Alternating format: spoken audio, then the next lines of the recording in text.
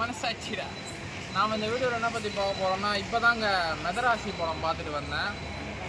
படம் சத்தியமாக சொல்கிறேன் நல்லா தான் இருக்குது. ஆஹா ஓஹோன்னு இல்லாமல், ஹைப்பே ரொம்ப இல்லாமல், செம்ம டீசெண்டாக இருக்குது. It's a pure love story. கொஞ்சம் கஜினி வைப் இருந்தது, கொஞ்சம் துப்பாக்கி வைப் இருந்தது.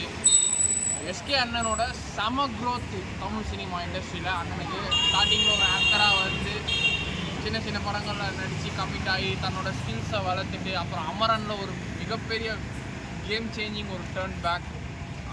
மெதராசியில் இன்னும் ஒரு செமையான கம்பேக்கு. ருக்மிணி வசந்த் அவங்க ஹீரோயின் நல்லா நடிச்சிருக்காங்க. ப்ளஸ் வித்யுத் ஜம்வால் தான் master of the hype of the ஸ்க்ரீனே. அவர் தான் ஒரு வில்லனிசம் இல்லாமல் அவரும் இந்த படத்தில் ஒரு செகண்ட் ஹீரோ மாதிரி ஒரு ஃப்ரேம்லாம் நல்லா வந்திருக்கு வித்யுத் ஜம்வால் வந்து.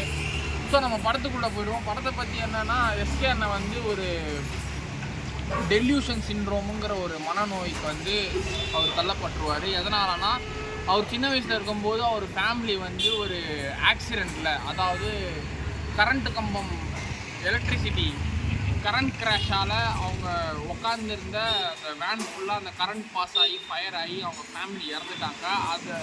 அந்த ஒரு பாதிப்பு அவரால் தாங்கிக்க முடியாமல் அந்த டெல்யூஷன் சிண்ட்ரோமுங்கிற ஒரு மனநோய் அவருக்கு வந்துடுது.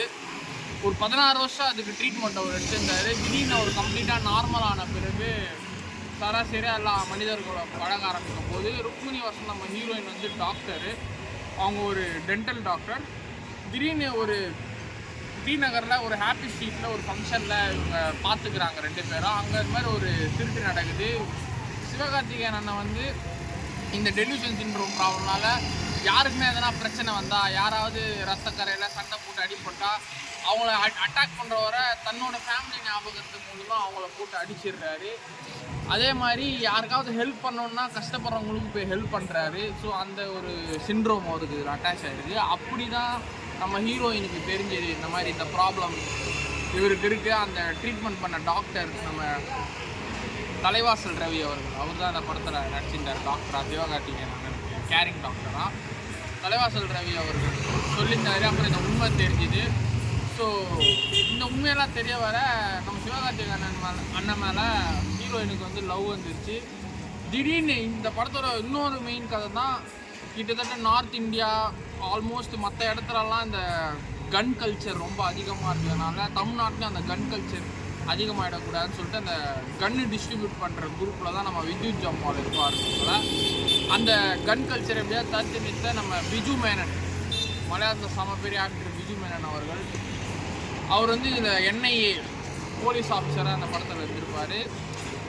சிவகார்த்திகேயன் வந்து ஸ்டார்டிங்லலாம் அந்த கொஞ்சம் காமெடி பண்ணியிருப்பார் நிறைய. அந்த நான் சாவணும் எனக்கு லவ் ஃபெயிலியர் ஆயிடுச்சு, அதெல்லாம் கொஞ்சம் பார்க்கவே நல்லா இருந்தது. சாவணும் சொல்லியிருந்தாரு.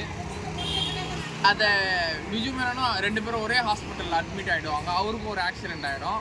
ஸோ 2 பேரும் ஒரே ஹாஸ்பிட்டல் அட்மிட் ஆக பிஜு மேனன் வந்து யோசிப்பார், இது மாதிரி இவனை நம்ம டீமில் சேர்த்துக்கலாம், மிஷினை ரெடி பண்ணலாம் சொல்லிட்டு அப்படி போவேன். ஒரு ஸ்க்ரீன் பிளே நல்லா இருந்தது. AR முருகதாஸ் அண்ணங்கிட்ட வந்து ரொம்ப ஸ்பைடர், துப்பாக்கி, கத்திக்கு அப்புறம் ஒரு நல்ல கம்பேக்கு.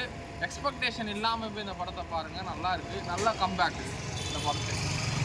ஸோ ஸ்பைடர் நிறைய கொஞ்சம் வேறு இந்தியா படத்தெல்லாம் கொஞ்சம் எடுத்தா அண்ணன் ஒரு பேக்லேஷாக இருந்தது நம்ம AR முருகதாஸ் அண்ணன் குரு சாருக்கு. இப்போ இந்த படம் வந்து செம கம்பேக் கொடுத்துருக்கு மெதராசி.